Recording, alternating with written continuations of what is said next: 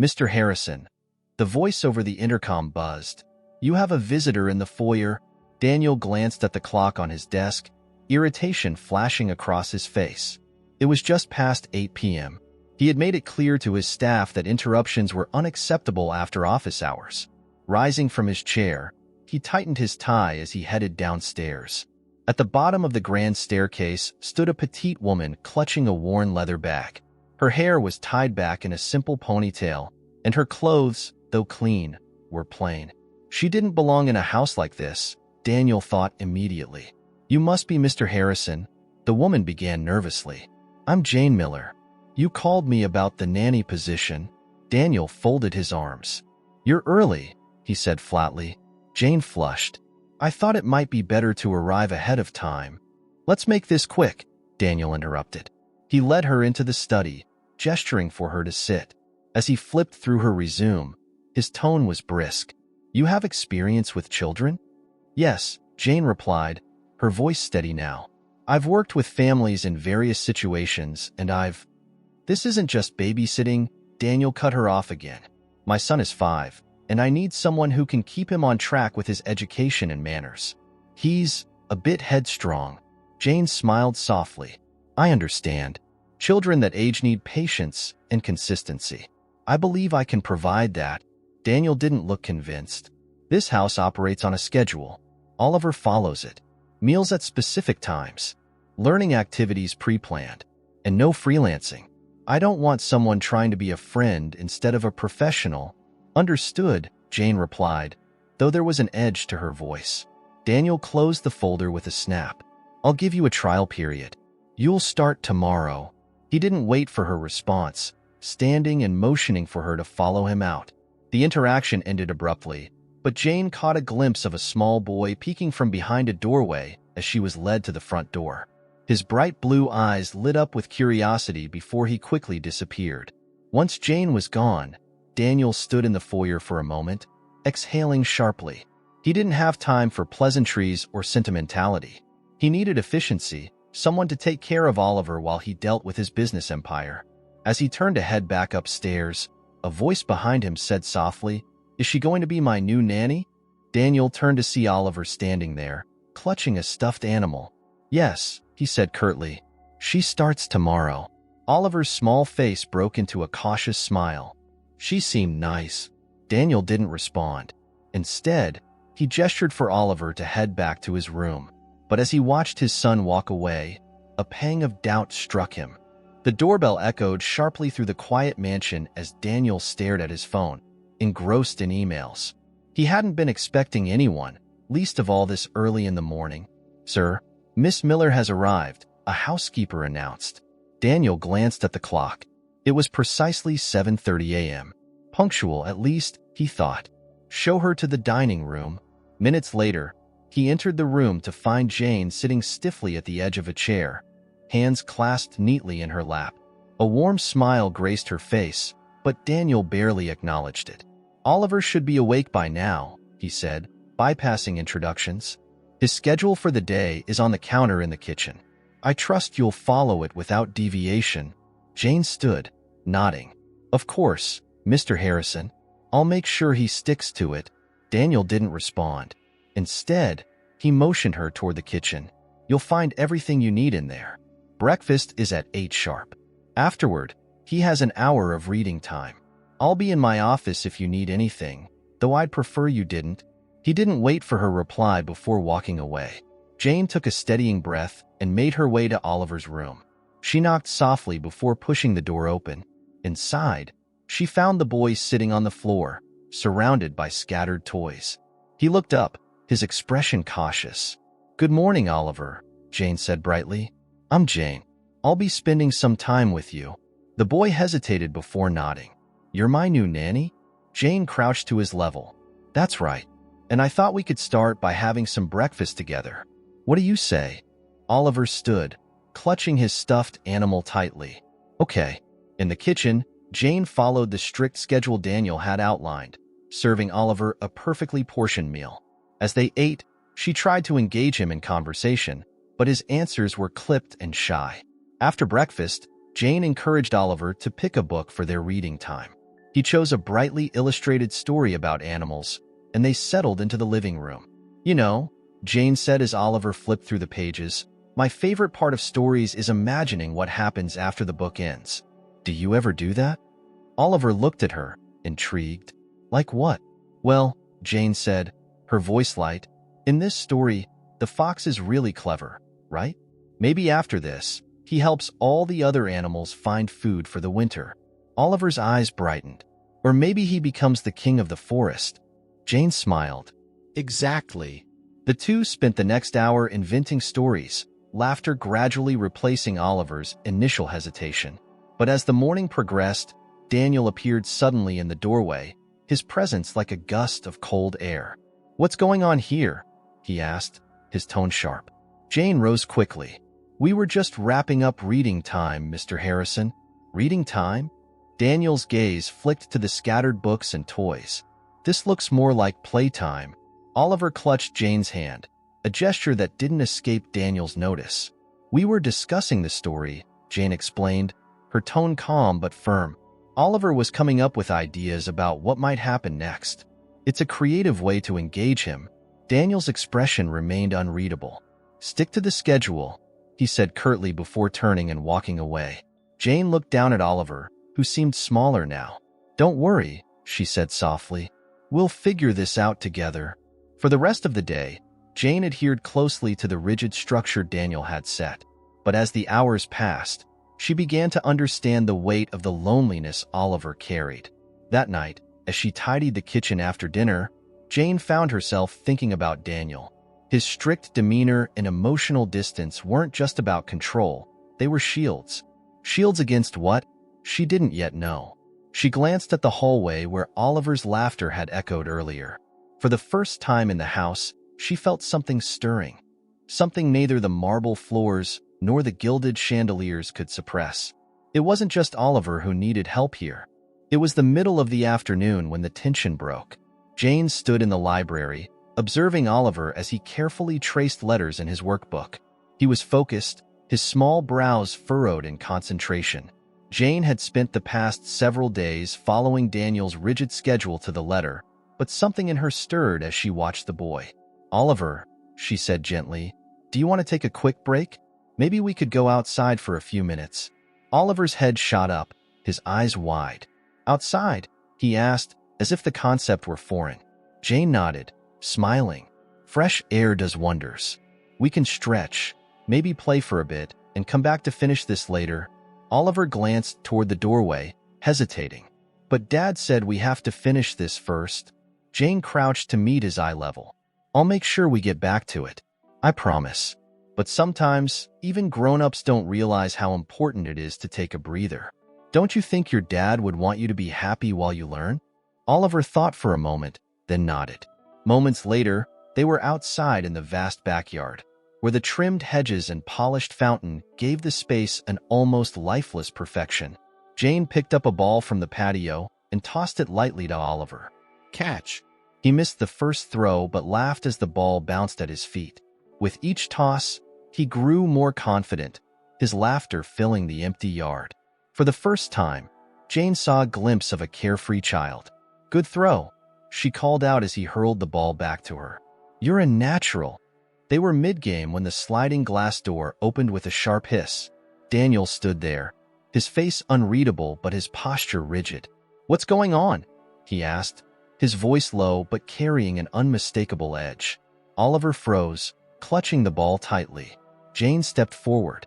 We took a short break. Oliver was doing great with his workbook, but I thought some fresh air would help him focus even better when we got back. Daniel's eyes narrowed. That's not your decision to make. I understand your concern, Jane said, keeping her tone calm, but I think this has been good for him. He's engaged, and he'll return to his work refreshed. Daniel stepped onto the patio, his gaze flicking between Jane and Oliver. This is exactly what I told you not to do. Deviating from the schedule creates inconsistency. Jane held her ground. Sometimes a little flexibility can make all the difference. Oliver is a child, not a project. The words hung in the air, heavier than she intended. Oliver shrank back, sensing the growing tension. Daniel's voice dropped. Colder now. You're here to follow instructions, not question them. If you can't do that, we'll need to rethink your role in this household. Jane's stomach twisted, but she refused to back down completely. I understand your expectations, Mr. Harrison, but I'm also here to support Oliver, and that means adapting when necessary. Daniel stared at her for a long moment before turning to his son and sighed. Now. Oliver obeyed without question, clutching the ball as he hurried past his father. Once they were alone, Daniel faced Jane again.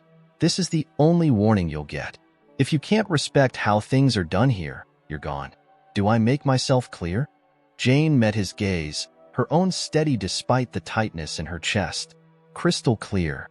Daniel didn't respond. He turned and followed Oliver into the house, leaving Jane alone on the patio. Back inside, Jane went straight to the kitchen to prepare Oliver's afternoon snack. Her hands trembled slightly as she sliced apples, replaying the encounter in her mind. When she brought the plate to Oliver's room, she found him sitting on his bed, the ball still clutched in his hands. His eyes were downcast. "I'm sorry," he said quietly. Jane's heart ached. "You have nothing to apologize for, Oliver. We were just having fun." He looked up at her, his expression uncertain. "Dad gets mad when things aren't the way he wants. I didn't mean to get you in trouble." Jane sat beside him, placing a reassuring hand on his shoulder. "It's not your fault. Your dad just cares a lot about making sure everything is right. But it's okay to take breaks sometimes. Everyone needs them." Oliver nodded slowly, though he didn't seem convinced. That evening, Jane returned to her small guest room, her mind swirling with questions. Daniel's need for control ran deep, and it was clearly affecting Oliver in ways he couldn't fully understand. Jane knew she was walking a fine line, but something inside her refused to let go of the idea that Oliver needed more than just structure. He needed freedom. He needed joy. And maybe, just maybe, Daniel did too. The morning sunlight crept through the sheer curtains of the Harrison mansion, illuminating the stillness that hung over the house like an unspoken truth. Jane stood at the kitchen counter, pouring a glass of orange juice for Oliver. She had spent the past week carefully walking the fine line Daniel had drawn. The schedule was her anchor now, a tool to avoid confrontation while still finding ways to nurture Oliver's spirit. But each day, the weight of the boy's quiet resignation and Daniel's icy detachment pressed harder against her. "Good morning, Jane," Oliver said softly as he shuffled into the kitchen, clutching his stuffed bear. "Good morning, sweetheart," she replied with a smile, setting the juice down in front of him. "How about pancakes today? Something fun to start the day." Oliver's eyes flicked to the kitchen clock. "But breakfast is supposed to be cereal today," he whispered, as though even considering a change might bring consequences. Jane crouched to his level. "It's okay, Oliver. Pancakes are just as good as cereal, and I promise, your dad won't mind." He hesitated before nodding. Jane quickly got to work, flipping the pancakes with practiced ease. As the first one hit the plate, Oliver smiled faintly, and for a moment, the tension in the house seemed to ease. But that peace didn't last. Daniel's voice cut through the quiet as he strode into the kitchen, his expression sharp. "What's this?" he asked, gesturing toward the table. Jane straightened. "I thought pancakes might be a nice change for Oliver today." He seemed excited about it. Daniel's eyes narrowed. "We have a system in place for a reason. Oliver doesn't need nice changes. He needs consistency." "Mr. Harrison," Jane began, her tone even. "A small change like this isn't harmful. In fact, it's good for him to experience variety now and then. It keeps things balanced." Daniel ignored her, turning to Oliver. "What do you think, son? Did you want pancakes?" Oliver froze, the question clearly a trap. He glanced nervously between his father and Jane, his small shoulders curling inward. "It's okay, Oliver," Jane said softly, crouching beside him again. "You don't have to answer." Daniel's gaze darkened. "You're undermining me in my own house." Jane rose, meeting his eyes squarely. "I'm trying to help. Not just Oliver, but you too. You're carrying so much on your shoulders, and I think you've forgotten how to let yourself and him breathe." For a moment, Daniel said nothing, his face a mask of cold control. Then, without another word, he turned and walked out of the kitchen. That afternoon, Jane found Oliver in the library, drawing quietly at a small table. She approached cautiously, unsure if he would still feel the tension from the morning. "Hi, Oliver," she said softly. "What are you working on?" He held up the paper. It was a colorful picture of a family standing under a tree, the sun shining overhead. Jane's heart clenched as she noticed the figures. A man, a boy, and a woman with hair tied back like hers. "Is this us?" she asked, smiling gently. Oliver nodded. "I wanted to make something happy." Jane sat beside him, her voice careful. "That's beautiful, Oliver. Do you ever show your dad your drawings?" Oliver shook his head. "He doesn't like pictures. He says they're messy." Jane hesitated. "Maybe we could find a way to show him that they're not just pictures. They're how you tell your story. Stories are important, don't you think?" The boy's eyes lit up slightly. "Like the ones we make up after reading?" "Exactly," Jane said. They spent the rest of the afternoon drawing and telling stories, Oliver's laughter slowly breaking through the quiet reserve he had carried for so long. Later that evening, as Jane tidied the playroom, Daniel appeared in the doorway. She braced herself, expecting another confrontation, but his expression was unreadable.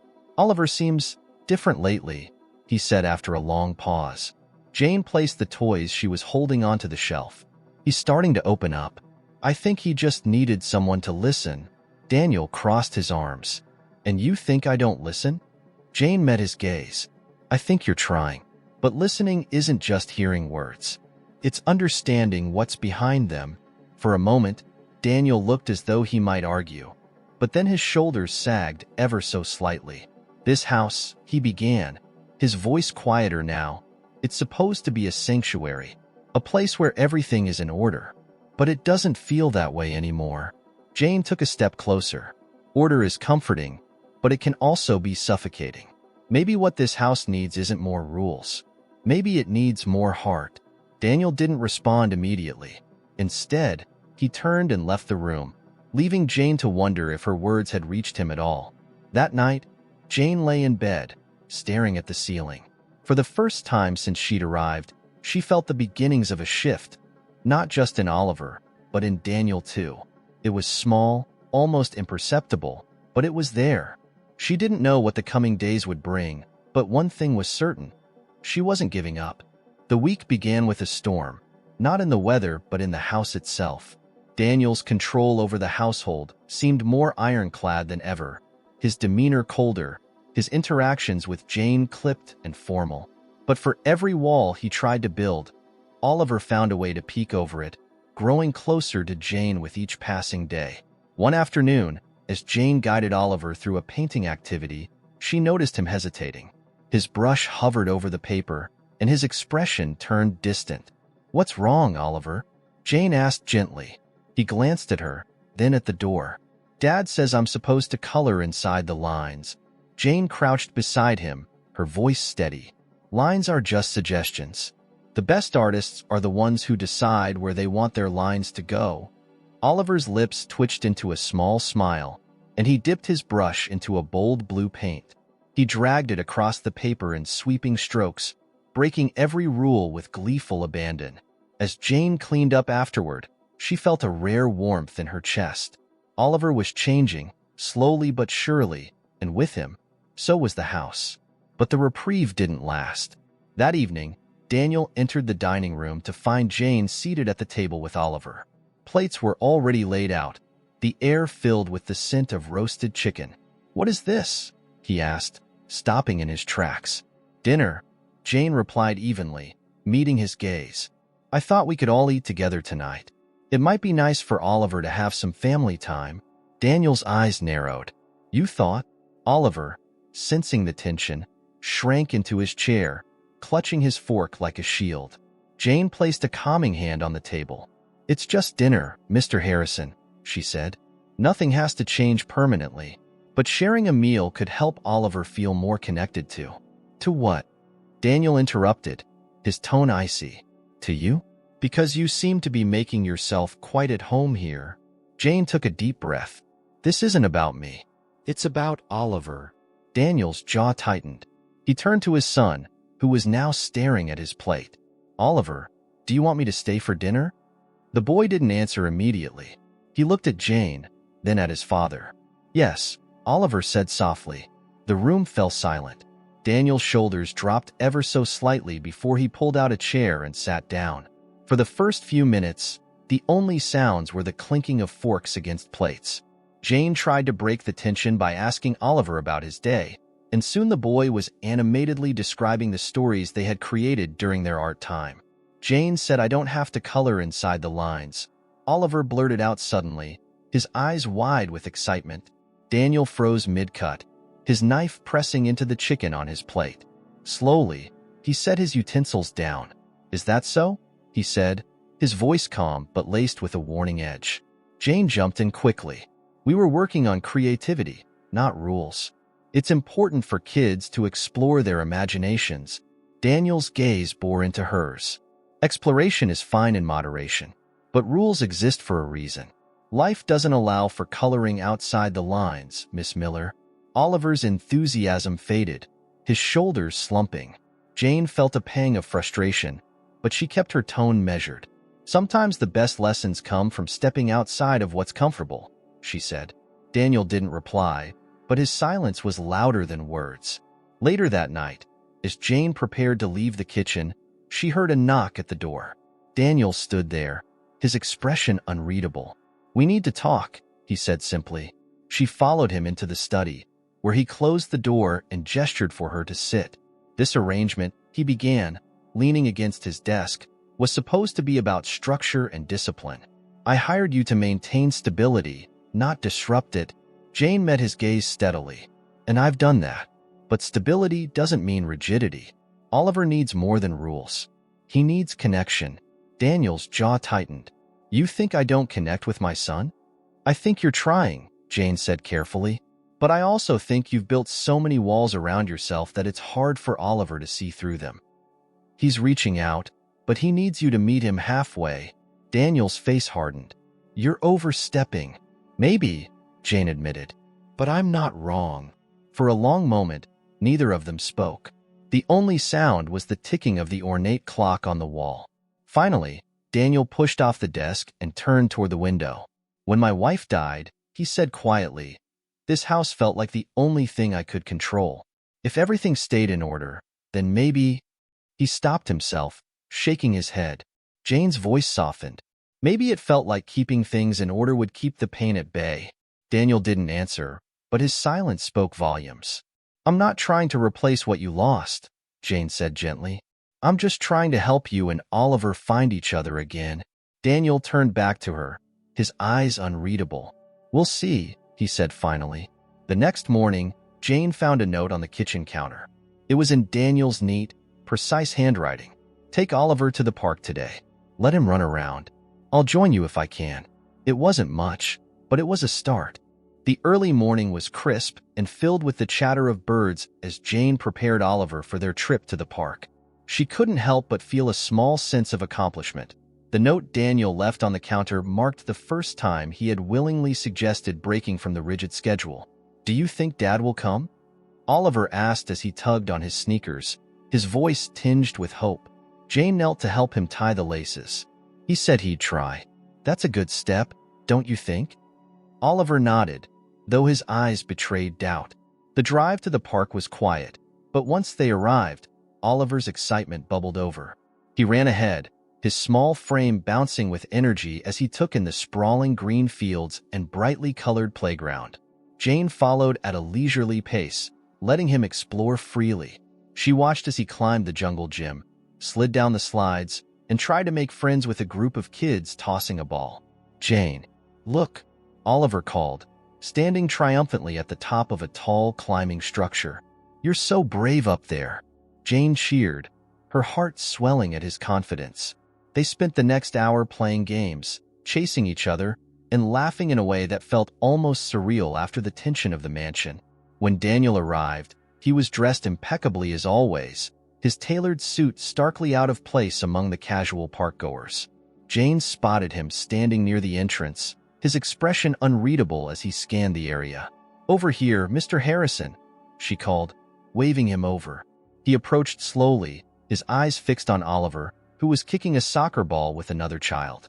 For a moment, something softened in Daniel's face, but it was fleeting. "I see he's enjoying himself," Daniel said, his tone neutral. "He's thriving," Jane replied. "This is the happiest I've seen him." Daniel didn't respond, his gaze still on his son. "Why don't you join him?" Jane suggested gently. Daniel shook his head. "I wouldn't know what to do." Jane took a step closer, her voice low. "He doesn't need you to be perfect, Mr. Harrison. He just needs you to be there." Before Daniel could reply, Oliver spotted him and ran over, his face lighting up. "Dad, you came." Daniel hesitated, then crouched to meet his son's eye level. "I told you I'd try. Do you want to play?" Oliver asked, holding out the soccer ball. Daniel glanced at Jane, who gave him an encouraging nod. With a reluctant sigh, he rolled up his sleeves and followed Oliver to the open field. The sight of Daniel awkwardly kicking the ball back and forth with his son was both heartwarming and slightly amusing. Jane kept her distance, letting them have their moment, but she couldn't help but smile as she watched Oliver's laughter bubble up with each clumsy pass. As the game continued, Daniel's movements grew less stiff, his focus shifting entirely to Oliver. By the time they took a break, he was sitting on the grass, his tie loosened and a faint smile on his lips. "Was that fun, Dad?" Oliver asked, his cheeks flushed with excitement. Daniel nodded. "It was." Jane approached with bottles of water, handing one to each of them. "You did great out there, Mr. Harrison. I didn't know you had a soccer star in you." Daniel chuckled softly, surprising both Jane and himself. "Don't let it get out. I have a reputation to maintain." The three of them sat in companionable silence for a while, watching other families enjoy the day. For the first time, the distance between them didn't feel insurmountable. As they packed up to leave, Daniel pulled Jane aside. "Thank you," he said quietly. "For what?" "For pushing me," he admitted. "I wouldn't have done this otherwise." Jane smiled. "Sometimes, stepping outside the lines is worth it." Daniel didn't reply, but the look in his eyes suggested he was beginning to understand. Back at the mansion, Oliver was still buzzing with energy, recounting every detail of the day to anyone who would listen. Jane watched from the kitchen as he dragged Daniel to the living room to show him a drawing he'd made of their soccer game. As the house settled into its usual evening quiet, Jane found herself reflecting on the day. Progress was slow, but it was progress nonetheless. In her room, she opened her notebook and began jotting down ideas, ways to continue encouraging Daniel and Oliver to connect, activities that might help them build their bond. Because for all the walls that had been built in the Harrison mansion, Jane was determined to find a way through them. The following days carried a quiet shift in the Harrison household. Oliver seemed lighter, his laughter more frequent, and Daniel, while still reserved, had begun to linger during moments he once avoided. Jane noticed the small changes, holding onto them like fragile threads of hope. But just as progress began to feel tangible, an unexpected guest arrived to unravel it. Jane was cleaning the library when the knock echoed through the house. She heard voices in the foyer, one stern and clipped, the other warm and effusive.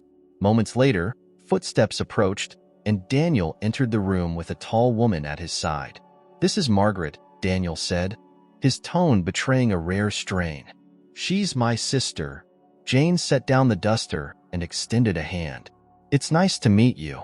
Margaret's smile was bright but sharp, her eyes scanning Jane like a ledger she intended to balance. "So you're the famous Nanny. I've heard quite a bit about you." Jane wasn't sure how to interpret the comment, so she simply nodded. "Oliver's been wonderful to work with."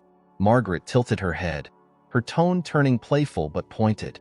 "I hope you're not filling his head with too many whimsical ideas. Structure is vital for a child in his position." Jane felt her stomach tighten, but she kept her voice even. "I believe a balance of structure and creativity helps children thrive." Daniel cleared his throat. "Margaret is staying for dinner. I assume that's not an issue?" "Of course not," Jane said, though something in Margaret's presence made her uneasy. Dinner was tense. Margaret dominated the conversation, her tone teetering between friendly and condescending as she asked Jane about her background and methods. "Forgive me for saying so," Margaret began, setting down her fork, but I've always felt that children in Oliver's position benefit most from a professional, formal approach. Nannies are fine for basics, but they're no substitute for discipline and expertise. Jane glanced at Daniel, who remained silent, his eyes fixed on his plate. She chose her words carefully. Every child is unique. With Oliver, I've found that building trust and encouraging self-expression has been incredibly effective. Margaret's smile didn't reach her eyes. That's an interesting perspective, though I wonder if it might undermine his ability to adapt to the expectations of the world. Oliver, who had been quietly eating, suddenly spoke up. Jane helps me with everything. She makes things fun. Margaret's expression softened as she turned to him. Of course she does, darling. But fun isn't everything, is it? Jane's grip tightened on her fork, but she said nothing. Later, as Jane cleared the table, Margaret cornered her in the kitchen. I can see why Oliver likes you, Margaret began, her voice low. You're warm and approachable. But warmth only goes so far, Miss Miller. Jane met her gaze steadily. What are you trying to say? Margaret's smile sharpened. This family has been through enough. Oliver needs stability, not indulgence. Be careful not to confuse your role here. Before Jane could respond, Margaret left the room, her heels clicking against the tile. The tension lingered the next day. Margaret seemed determined to assert her influence, spending hours with Oliver under the guise of family bonding. Jane observed from a distance, her instincts telling her that Margaret's presence was less about Oliver and more about control. When Oliver came to her later, his usual energy dulled. Jane crouched to meet his eyes. Are you okay, sweetheart? He nodded hesitantly. Aunt Margaret says I have to practice sitting still more. She said it's important to be quiet and good. Jane's heart ached. There's nothing wrong with being quiet, but there's also nothing wrong with being yourself. Oliver's lips quirked into a small smile. I like when you say that. That evening, Margaret found Jane in the library. I've spoken with Daniel, she said without preamble. He agrees that Oliver might benefit from a more traditional arrangement. Jane straightened, her pulse quickening. I've been working hard to support Oliver in ways that… Support? Margaret interrupted, her tone icy. You've encouraged him to defy rules, to seek amusement over discipline. That isn't support, it's indulgence. Jane clenched her hands into fists at her sides, keeping her voice steady. Oliver is learning to express himself. He's growing confident, curious. That's not indulgence. It's development. Margaret's expression hardened. I understand that you mean well, Miss Miller, but your methods are unorthodox. Daniel may not say it, but I'm sure he has concerns as well. The word struck a nerve. Margaret wasn't just questioning Jane's abilities. She was planting seeds of doubt in Daniel's mind. Seeds that could undo everything Jane had worked for. Jane didn't sleep that night. Instead, she replayed the conversations in her mind, searching for a way to counter Margaret's influence without overstepping. By morning, she had resolved to let her actions speak louder than words. If Margaret wanted to challenge her role, Jane would prove her worth by continuing to prioritize what mattered most, Oliver's well-being. The next day, Jane suggested an art project to Oliver. Let's make something special for your dad, she said, hoping to remind both father and son of the bond they were building. Oliver's face lit up, and they spent hours crafting a colorful collage of drawings and photos. When they presented it to Daniel that evening, his expression softened in a way Jane hadn't seen before. This is thoughtful, Daniel said, running a hand over the carefully arranged pieces. It's from both of us, Oliver explained, his voice bright. Jane helped me. Daniel glanced at Jane, something unspoken passing between them. It wasn't approval, exactly, but it wasn't dismissal either. Margaret left the next morning, her presence like a storm cloud finally dissipating. As the door closed behind her, Jane allowed herself a deep breath. But her relief was tempered by the knowledge that Margaret's words had likely left an impression on Daniel. The road ahead was still uncertain, and Jane knew that every step she took would have to be deliberate. Still, as Oliver laughed beside her, she felt a renewed determination. Whatever challenges lay ahead, she would face them for him. The days following Margaret's departure brought a strained quiet to the Harrison household. Though her presence had gone, The ripple effects of her pointed words and lingering doubts were evident.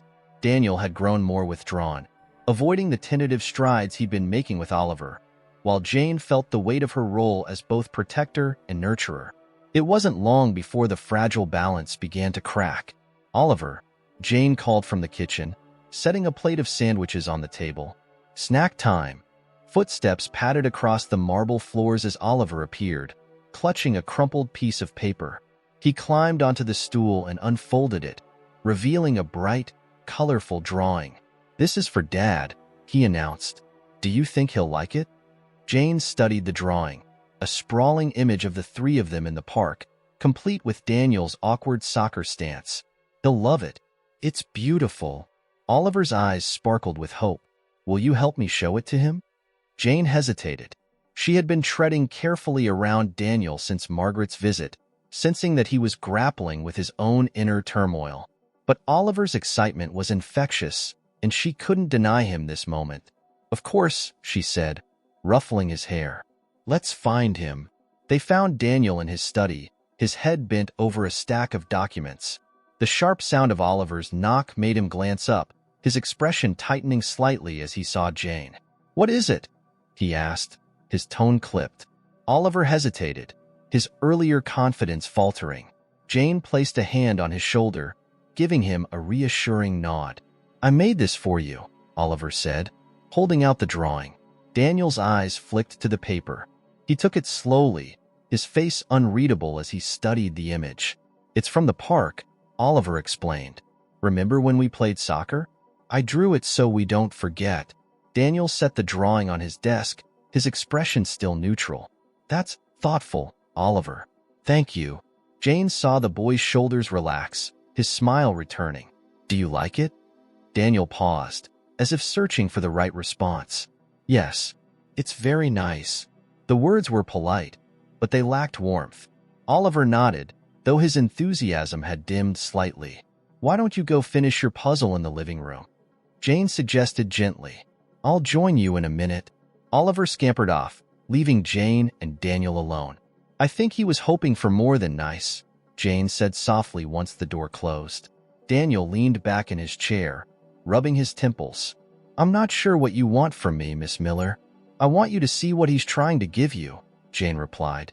"That drawing wasn't just about the park. It was about you, about the time you spent together." Daniel's voice hardened.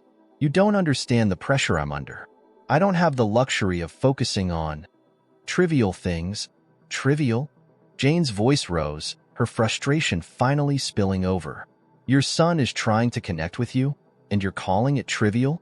Daniel stood abruptly, his chair scraping against the floor. "I hired you to care for Oliver, not to lecture me." Jane held her ground, her voice firm but steady. "And I've done that. But caring for him means fighting for him when he's being overlooked, even by you." Daniel's jaw tightened, his hands clenching at his sides. "You don't know what it's like to lose everything and have to rebuild from scratch." Jane's heart softened at the raw emotion in his words. "You haven't lost everything, Mr. Harrison. You still have Oliver. But if you don't let him in, you risk losing him too." The room fell silent, the weight of her words hanging between them.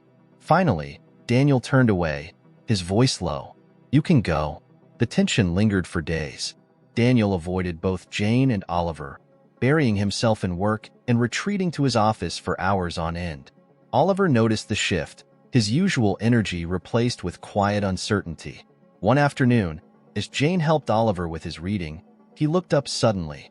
"Is Dad mad at me?" Jane's heart ached at the question. "No, sweetheart. Your dad loves you. He's just dealing with a lot right now." Oliver frowned. "But I made the drawing so he'd be happy." Jane placed a hand on his shoulder. "And he is happy even if he doesn't show it the way you expect. Sometimes grown-ups have a hard time with their feelings too." The boy nodded slowly, but his sadness lingered. That evening, Jane decided to confront Daniel again. She found him in the study, staring at the drawing Oliver had given him. His expression was distant, almost regretful. "Is this what you wanted?" he asked without looking up as she entered. Jane closed the door behind her. "What I want is for Oliver to feel like he matters to you." Daniel's gaze shifted to her, his eyes weary. I'm doing the best I can. Are you? Jane challenged gently. Because the best you can do is more than this. I've seen it. Oliver has seen it. Daniel sighed, leaning back in his chair. I don't know how to be what he needs. You don't have to have all the answers, Jane said. You just have to try. Start small. Show him that he's a priority. He looked at her, his defenses momentarily lowered. And if I fail? You won't, Jane said simply, because you care. That's what matters. The next morning, as Oliver sat at the kitchen table, Daniel appeared with the drawing in hand. He placed it on the fridge, securing it with a magnet. Oliver's face lit up. You put it up. Daniel nodded, his voice soft. It's a good memory. I don't want to forget it. Jane watched from the doorway, a small smile on her lips. Progress, however slow, was still progress. The days after Daniel pinned Oliver's drawing to the fridge brought a cautious peace to the Harrison household. Though the gesture was small, it had a profound effect on Oliver, whose confidence began to grow once more. He spoke more freely, played with more energy, and even initiated conversations with his father. Jane could see that Daniel was trying in his own reserved way. But the walls he had built over years of grief and isolation weren't going to crumble overnight. And it wasn't long before those walls were tested. It started innocently enough. Oliver approached Jane in the living room one afternoon, his arms full of board games. Can we play together? He asked eagerly. Jane smiled and set down the book she had been reading. Of course. Which one do you want to start with? Oliver laid the games on the coffee table and carefully picked one. This one. But can Dad play too? Jane hesitated, glancing toward Daniel's office. He had been buried in work all day, his door closed like a fortress. But Oliver's hopeful expression made her decision easy. Let's ask him, she said. They approached the office door together, and Oliver knocked softly. Come in, Daniel called. Oliver pushed the door open and peeked inside. Dad, can you play a game with us? Daniel looked up from his laptop, his brow furrowing slightly. A game? I'm in the middle of something important, Oliver. Oliver's shoulders sagged, but Jane stepped in. Just one round, Mr. Harrison. It won't take long, and I think it would mean a lot to Oliver. Daniel sighed, his fingers pausing over the keyboard. He glanced at Oliver, whose eyes were fixed on the floor. Fine, he said at last, closing the laptop. One round. Oliver's face lit up, and he grabbed his father's hand, practically dragging him to the living room. The game started awkwardly, with Daniel clearly out of his element. But as the minutes passed and Oliver's laughter filled the room, the tension began to ease. Daniel even managed a small smile as Oliver celebrated a win. That was fun, Oliver exclaimed. Can we play again tomorrow? Daniel hesitated, then nodded. We'll see. It wasn't a promise, but it was enough for Oliver. Later that evening, as Jane cleaned up the living room, Daniel approached her. Thank you, he said quietly. Jane looked up, surprised. For what? For pushing me to play with him, Daniel admitted. I didn't realize how much he needed that. Jane smiled. It's not just about him, you know? He needs you, but you need him too. Daniel didn't respond, but the thoughtful look on his face told Jane her words had struck a chord. The next morning, the peace was shattered by an unexpected phone call. Daniel answered in his office, his voice tight and controlled as he spoke. I understand, he said after a long pause. Yes, I'll handle it. When he emerged, his face was pale, and his movements were tense. Jane intercepted him in the hallway. Is everything all right? She asked. No, Daniel said bluntly. There's an issue with one of my business deals. I need to leave for a few days to fix it. Jane's heart sank. What about Oliver? Daniel's expression softened slightly. That's why you're here. He'll be fine with you. Of course, Jane said, but you should tell him yourself. He needs to hear it from you. Daniel nodded reluctantly and went to find Oliver.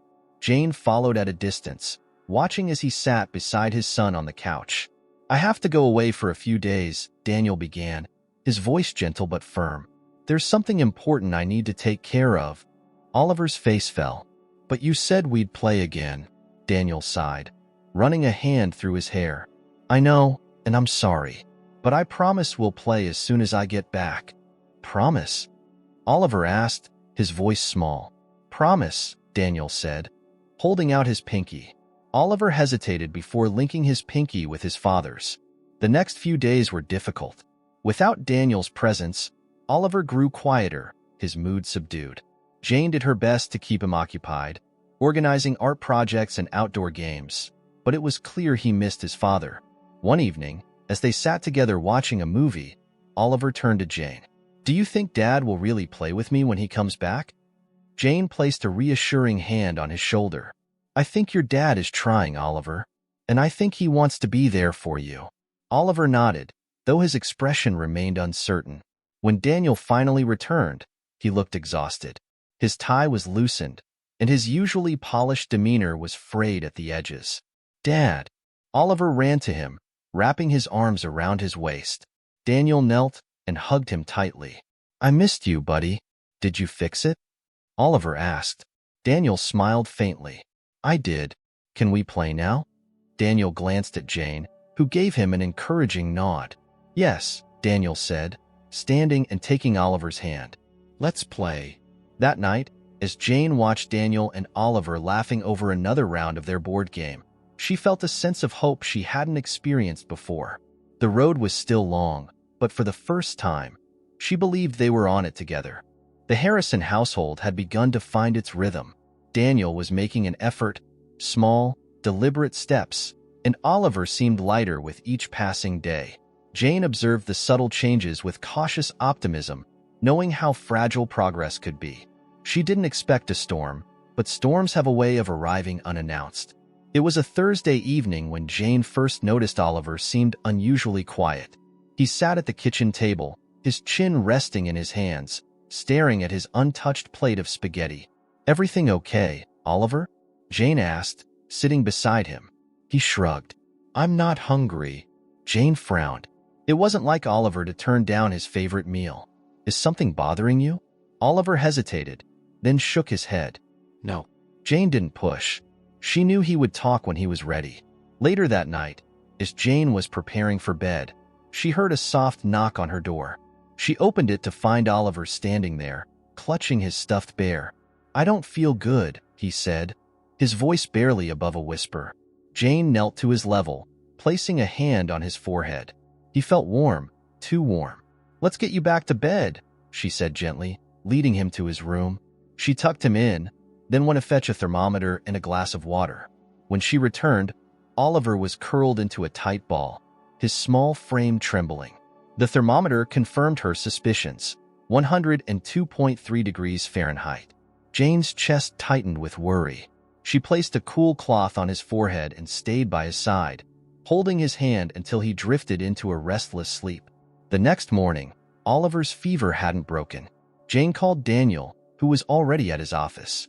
He's running a high fever, she explained. I think it's more than just a cold. Daniel's voice was tense. Have you called the doctor? I was about to. I just thought you should know. I'll cancel my meetings and come home, Daniel said after a pause.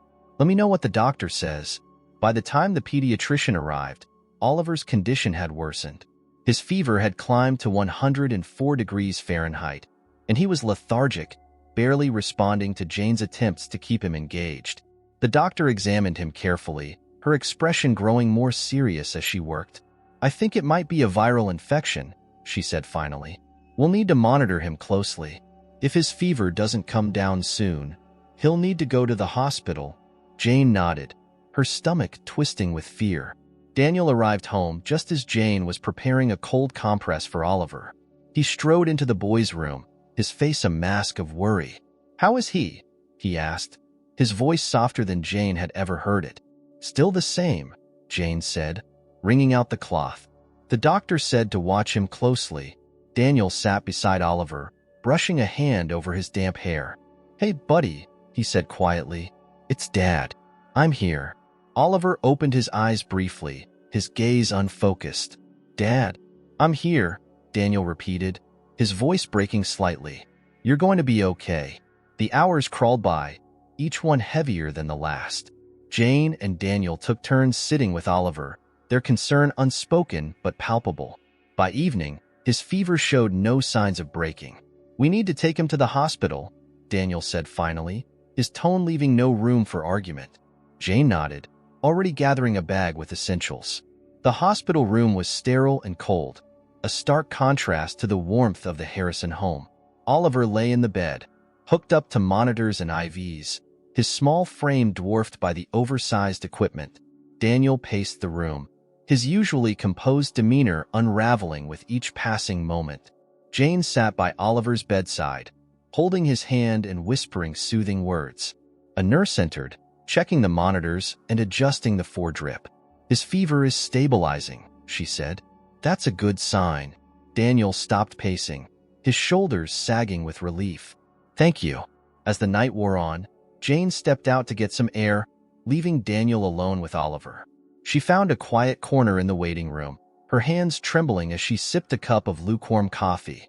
She hadn't realized how deeply she had come to care for Oliver, not just as a nanny, but as someone who saw the boy's vulnerability and potential.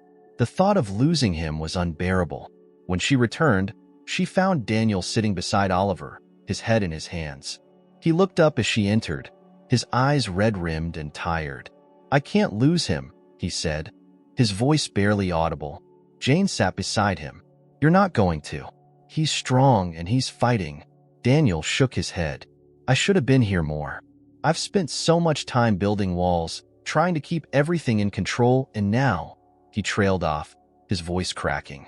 Jane placed a hand on his arm. "You're here now. That's what matters."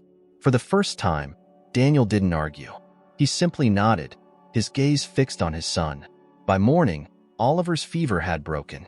The color returned to his cheeks, and his eyes were brighter, though he was still weak. "Dad?" he said softly. Daniel leaned closer, his face lighting up with relief. "I'm here, buddy. Are we going to play when we get home?" Daniel smiled, brushing a hand over Oliver's hair. "As much as you want." The drive home was quiet, the weight of the past days lingering. When they arrived, Jane helped Oliver settle into his room while Daniel made a phone call. Later, he found her in the kitchen. "Jane," he said, his tone serious. "I don't say this enough, but thank you for everything." Jane looked at him, surprised. "You don't have to thank me. I care about Oliver, and I care about this family." Daniel hesitated, then nodded. "I've spent so much time pushing people away, but you've changed things here. You've changed me." Jane smiled. "Sometimes, the best changes come when we least expect them." That evening, as the house settled into an unfamiliar calm, Jane sat by the window, watching the stars. She felt a renewed sense of purpose, knowing that despite the challenges, this family was beginning to heal, and she was determined to see it through. The days following Oliver's recovery brought a fragile sense of normalcy back to the Harrison household. Daniel, shaken by the events, seemed more determined than ever to be present for his son. Jane watched as he began making small changes, joining Oliver for breakfast, taking the time to sit with him after dinner, even helping him with his puzzles. But beneath these efforts, there was an undercurrent of tension that Jane couldn't ignore. It wasn't until one quiet evening that the cracks in Daniel's facade began to show. Jane was in the kitchen, wiping down the counters after dinner, when Daniel entered. He moved to the fridge, took out a bottle of water, and leaned against the counter, his expression distant. "Oliver asleep?" Jane asked, breaking the silence. Daniel nodded. "He went down quickly tonight, exhausted from all the running around in the yard." Jane smiled. "He's been so much happier lately. He talks about you constantly, how you're his soccer partner, his puzzle helper. He adores you." Daniel's jaw tightened. He set the water bottle on the counter with more force than necessary. "That's good. I'm glad." Jane tilted her head, studying him. "But—" He hesitated, his gaze fixed on the floor. "But it doesn't feel like enough." "What do you mean?" Jane prompted, her tone gentle. Daniel straightened, his hands gripping the edge of the counter. "I've been trying so hard to fix things, to make up for the years I wasted keeping Oliver at arm's length. But every time I look at him, I see how much I failed him, how much I failed Emma." Jane froze at the mention of Emma's name. In all the time she had been with the Harrisons, Daniel had never spoken of his late wife so openly. "You haven't failed," Jane said after a moment. "You've been through something unimaginable, but you're here now. That's what matters. Daniel shook his head, a bitter laugh escaping him. You don't understand. I've spent so much time building this life, this perfect house, this perfect schedule, because I thought it would protect us. But all I've done is isolate him. And now, I don't know if I can fix it. The rawness of his confession left Jane momentarily speechless. She had seen glimpses of Daniel's vulnerability before, but never like this. You can fix it, she said finally, her voice firm. Because you love him, and because you're willing to try. That's more than a lot of people can say. Daniel looked at her, his eyes filled with a mix of gratitude and doubt. You really believe that? I do, Jane said without hesitation.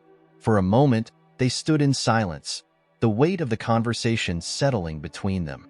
The next day, Jane found Oliver in the living room, drawing quietly at the coffee table. He looked up as she entered, holding up a picture of what appeared to be a house surrounded by trees and a bright sun. It's our house, Oliver explained. And that's me and Dad playing soccer in the yard. And that's you watching us. Jane's heart swelled. It's beautiful, Oliver. I love it. Do you think Dad will like it? He asked, his tone uncertain. I think he'll love it, Jane said, crouching beside him. Why don't you show him? Oliver hesitated. What if he's busy? Jane placed a reassuring hand on his shoulder. Then I'll help you find a good time to show him. He'll want to see it, I promise. That evening, as Oliver prepared for bed, Daniel entered his room. Jane lingered by the door, watching as Oliver handed his father the drawing with nervous anticipation. I made this for you, Oliver said. Daniel took the drawing, his expression softening as he studied it. This is incredible, buddy. You're a great artist. Oliver beamed. Do you really like it? I love it, Daniel said, ruffling his son's hair. We'll have to put this somewhere special. Jane smiled from the doorway, her heart warming at the exchange. But later that night, Jane found Daniel in his study, staring at the drawing with a faraway look in his eyes. Still thinking about Oliver's masterpiece, she asked lightly. Daniel looked up, his expression troubled. I'm thinking about what he's missing. Jane frowned. What do you mean? Daniel hesitated, then gestured for her to sit. Oliver talks about Emma sometimes, little things he remembers. The way she used to sing to him, the way she'd hold his hand when he was scared. And I realize how much of her he's lost because of me. That's not fair, Jane said, her voice firm. You've done everything you can to give him a good life. But it's not enough, Daniel said, his voice breaking. He deserves more memories, more love. And instead, he got me. A man too consumed by his own grief to see what he was losing. Jane placed a hand on his arm. You can't change the past, Daniel, but you can give him everything he needs now. And from where I'm standing, you're doing an incredible job. Daniel's eyes met hers, filled with a mixture of vulnerability and determination. I want to be better for him. I don't want to fail him the way I failed Emma. Then don't, Jane said simply. You've already taken the first step by letting him in. The rest will come with time. The conversation seemed to lift a weight off Daniel's shoulders. Over the next few days, he threw himself into spending time with Oliver, whether it was helping him with homework, joining him for board games, or simply sitting with him during bedtime stories. Jane watched the transformation with a sense of pride and relief. The man who had once been so guarded and distant was finally allowing himself to be vulnerable, for Oliver's sake, and perhaps for his own. One evening, as the three of them sat in the living room, Oliver turned to Daniel with a wide smile. Do you know what I wished for when I was sick? He asked. Daniel shook his head. What? I wished for us to have more fun, Oliver said. Like we do now. Daniel's eyes softened. Well, I think your wish came true. Jane smiled, her heart full as she watched father and son share a moment of pure, unguarded connection. For the first time, she felt that the walls around the Harrison family weren't just coming down. They were being replaced by something stronger. The Harrison mansion stood quiet in the early morning light, its once imposing walls now softened by the warmth that had grown within. Jane was in the kitchen, preparing breakfast, when Oliver bounded in, his energy infectious. Good morning, Jane, he said brightly, pulling out a stool at the counter. Good morning, sunshine, Jane replied with a smile. What are you in the mood for today? Pancakes, Oliver exclaimed. Jane chuckled, coming right up. As she mixed the batter, Oliver chattered about his plans for the day. Do you think Dad will play soccer with me again after work? I think he'd love to, Jane said, pouring the batter onto the griddle. Oliver grinned, his excitement palpable. Later that morning, Daniel joined them at the table, looking more relaxed than Jane had ever seen him. He sipped his coffee and listened as Oliver animatedly described his latest art project. You should draw something for the office, Daniel suggested. Really? Oliver's eyes lit up. Of course, Daniel said. It'll make the place feel a little brighter. Oliver beamed, and Jane couldn't help but smile. The bond between father and son had grown stronger than she had ever imagined. After breakfast, Jane took Oliver to the park while Daniel attended a morning meeting. As Oliver played on the swings, Jane sat on a nearby bench, reflecting on how much had changed since she first arrived. The boy who had once been so reserved and unsure of himself was now full of life and confidence. And Daniel, who had kept everyone at arm's length, was finally letting people in. Jane, Oliver called, pulling her from her thoughts. She looked up to see him waving from the top of the slide. Watch me. I'm watching, she called back, laughing as he slid down with a triumphant cheer. When they returned home, Daniel was waiting for them in the living room. He looked up from the paperwork he was reviewing and smiled. How was the park? Awesome, Oliver said, running over to show him a leaf he had found. Look at this. It's shaped like a heart. Daniel took the leaf, examining it with genuine interest. That's pretty cool, buddy. As Oliver ran off to add the leaf to his growing collection, Daniel turned to Jane. Thank you for taking him. I know he's been asking to go more often lately. It's my pleasure, Jane said. He loves spending time outside, and it's good for him. It lets him be a kid. Daniel nodded, his expression thoughtful. I've been thinking about that a lot lately, about how much I've missed and how I can make up for it. You're already doing it, Jane said. Every day, you're showing him how much you care. That's what matters. That evening, Daniel called Jane into his study. She entered to find him standing by the window, looking out at the garden. I've made a decision, he said, turning to face her. Jane's heart skipped a beat. What kind of decision? I've been so focused on running my business and maintaining this house that I've lost sight of what's really important, Daniel said. Oliver deserves more than that. He deserves my time and attention. Not just when it's convenient, but always. Jane nodded, her chest tightening with emotion. He'll be thrilled to hear that. Daniel hesitated, then continued. And I couldn't have come to this realization without you. You've done more for Oliver, and for me, than I ever expected. I can't thank you enough. Jane smiled. You're giving him what he needs most, Daniel. That's thanks enough. The next morning, Daniel surprised Oliver with an announcement over breakfast. I was thinking, he began, that maybe we should take a trip, just the three of us. Oliver's eyes widened. Really? Where? Wherever you want, Daniel said. We could go to the beach, the mountains, anywhere you'd like. Oliver practically bounced in his seat. The beach. Can we go to the beach? Daniel laughed. The beach it is. Jane watched the exchange with a full heart. This was the family she had always believed they could become.